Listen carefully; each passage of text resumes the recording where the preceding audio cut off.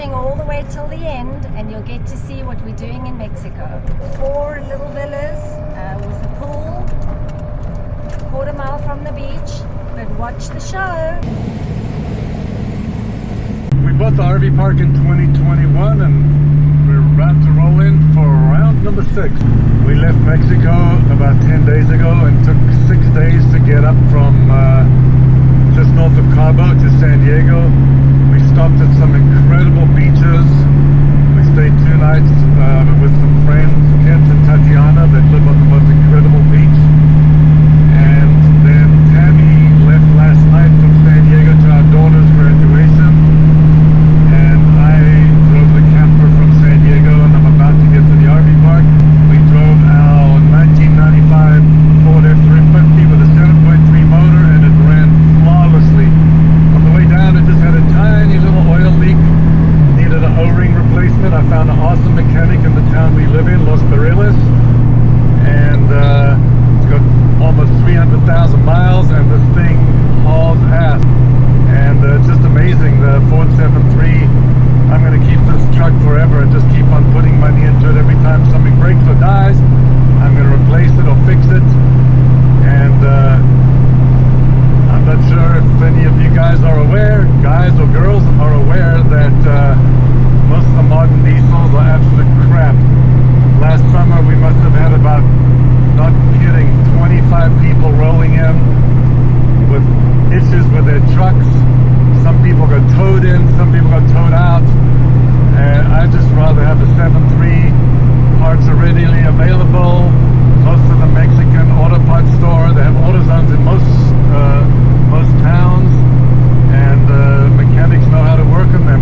And the cool thing is, my mechanic in Los Barriles that I found has the same truck. It's a 1999 7.3 diesel, so he's familiar with it. Park looks really nice. Everything's super clean. The grass is green. I've been waiting all winter for this to come back to McCloud and fill up fresh water from the faucet because it comes from a spring a few miles up the hill, and supposedly it comes to the faucet untreated. Anthony's tested it and it came out with flying colors. A few months ago Anthony bought some chickens and he built a chicken coop, and we're shooting for some eggs in a few weeks. I'm gonna go meet them for the first time. She's got names for them all. And then you have to put it down gently, or it can like fly down. They'll fly right. Now they can. I've been back for 2 days now and I've just been running around. I haven't even had time to go look in these 2 awesome spaces that Anthony's been preparing over the winter. These were places that the previous owner had, but we just used them for storage, and each year we try to get them ready, but we got so busy with other things that we finally made them into some nice spaces that we could use as rentals on busy holiday weekends when people come with family and they don't want to sleep in the RV.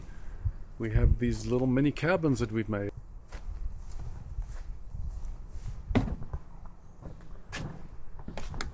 This door is all custom made. This is something that my dad dropped off a couple of years ago in the driveway. He was going to make them into tables and the wood just started rotting, so Anthony milled this down into a door. He made the brackets from scratch. See how thick it is? 2.5 inches thick. And this is where we're at so far. It's got bunk beds, 2 queen bunk beds. It's going to have a stove here, a sink.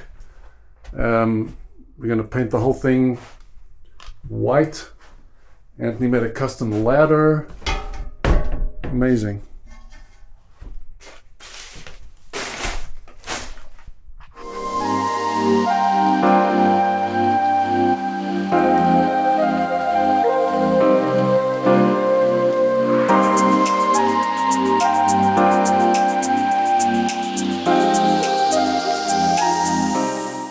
We're not totally ready, but it's Memorial Weekend coming up tomorrow, and some lady wants to rent the Love Shack. We gave it a theme. We're going to put all hearts and give it a love theme, and the bedding's going to have hearts on it. We don't have it totally ready, but the lady wants to rent it, so I'm going over there to take a quick little video, and I'm going to text it to her to see if she likes it, and she's probably going to come and rent it.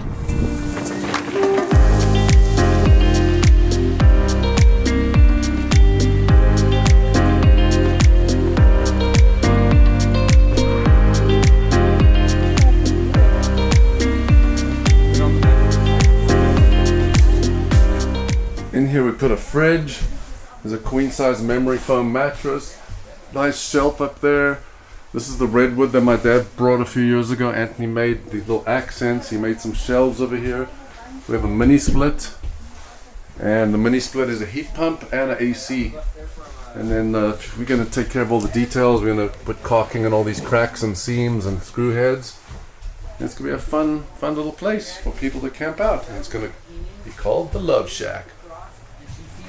One of the A-frames that we didn't have ready, Anthony and Wyatt are hustling to get it ready. They did most of the work yesterday. They put a bunch of stone to make the fireplace area.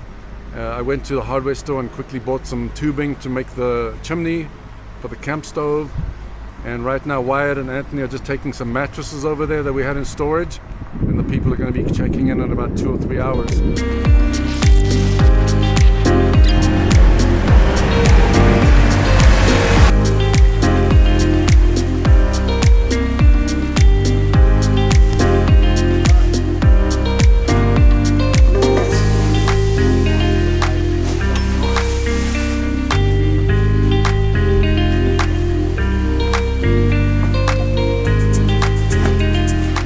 Cameron, who is our most awesome lawn mower guy, weed whacker, he takes care of all the landscaping in the property. The other day he was weed whacking on that little island in the pond, and he got really close to a duck, and the duck flew away, and there was eggs. So we're hoping that the duck sticks around and the babies swim in the little pond for the summer. It's going to be quite exciting.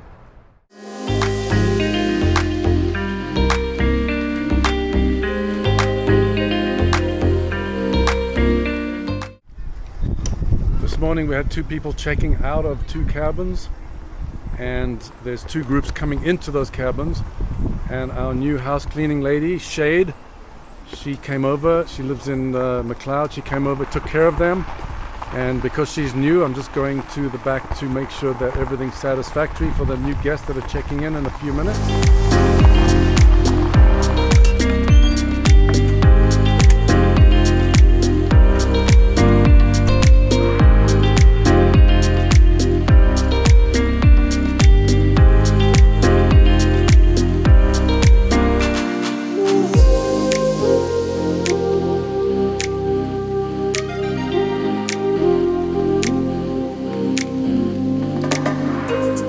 Haley over here, which is Brittany and Anthony's daughter, she's really taken a liking to the duck, and she's kind of protecting the eggs. So she's taken a rake today and she's taking all the pine needles out of the pond as we fill it up. It's 6:15 on a Saturday, Memorial Day weekend, and I just arrived at Redding. I'm going to go pick up Tammy at the airport. George was nice enough to lend me his Jeep so that I didn't have to drive the truck camper, and we decided we're not going to get a second vehicle this year. We just drive the truck camper around.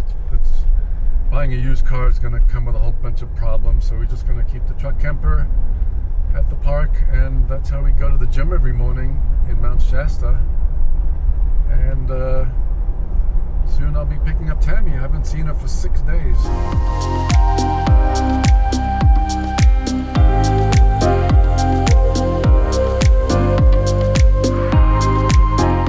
Hello. Guys. Oh, look here, what? Hi. Finally. Here. Feel. I'm exhausted.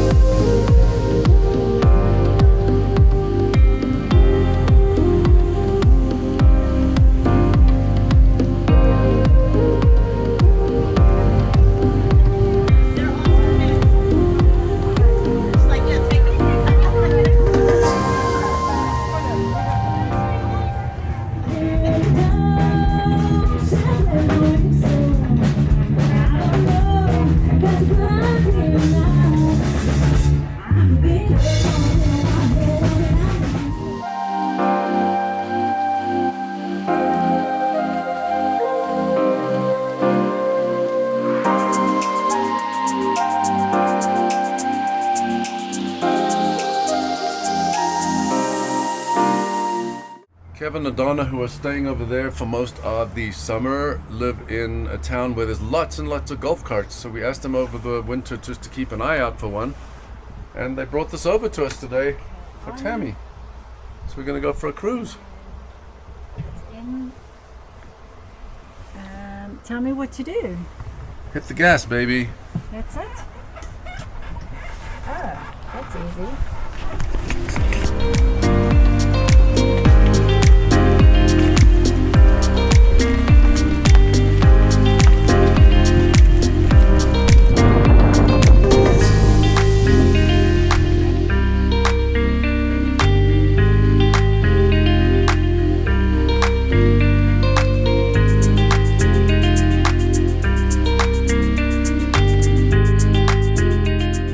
Let me borrow her new golf cart because it's freezing today.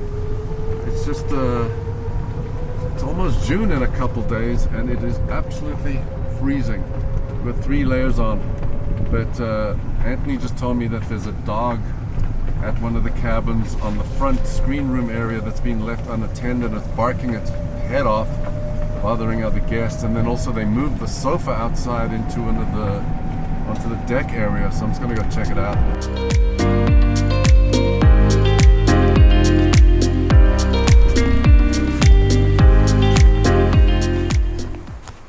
Hello.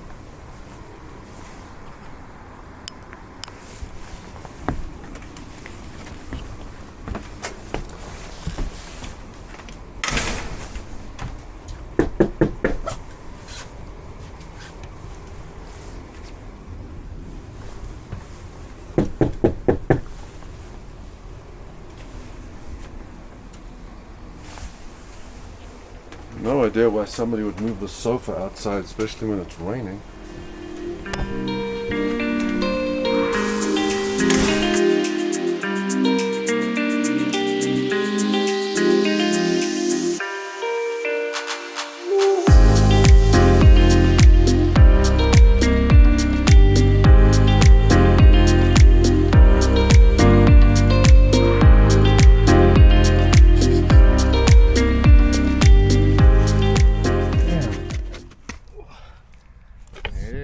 And that's the leak. That leak started as I was digging, but it's leaking from this fitting here. For the past few years, we've been calling the power company Pacific Power, and they pretty much just blow us off and tell us, oh, that's just normal, that's how it's meant to be. And everybody knows that that's nonsense. So we called them up, they sent a guy over, he did a few tests, only to tell us, oh, it's just normal. And we probably had him over about 5 times in the last 3 years, and just for them to tell us it's normal. But we've spoken to some electricians that come over here to camp, and everybody knows it's not normal. So we hired our own electrician, and he came over, and he said it's not normal. And I called the power company again, and they tried to blow me off. So when they came, the next time they came with about 6 guys. I was in Mexico, Anthony was here, and I told him to do a stealth video of the guy admitting that it was the Pacific Power's problem and not the RV Park's problem. And Anthony actually caught the guy on video saying that. They want to see that happen 3 times in a year before they replace it. So there's been some that's happened 1, 2, a while. Right. Yeah. Well, we've been calling on this situation for the last year or so, multiple times. They got it all on their records. And then when I was in Mexico, I actually bumped into a guy at the bar who works at a different county, and he works for the Public Utility Commission. And he told me that anytime there's an electrical problem, you just call the Public Utility Commission, and which I did, and they basically had Pacific Power calling me the next day, and they came over and they basically took care of business. Right now it's just temporary because they put in some big poles, and we told them after the summer when it's not so busy they can put in a permanent fix. But they put in these massive poles throughout the park, and they're just temporary. Would have been nice if they used a level, but it was probably broken that day. But the poles go into the ground about 15 feet, no concrete used. They used a vacuum and a really high powered water sprayer, and they just sucked the dirt out of the ground and then put the poles in.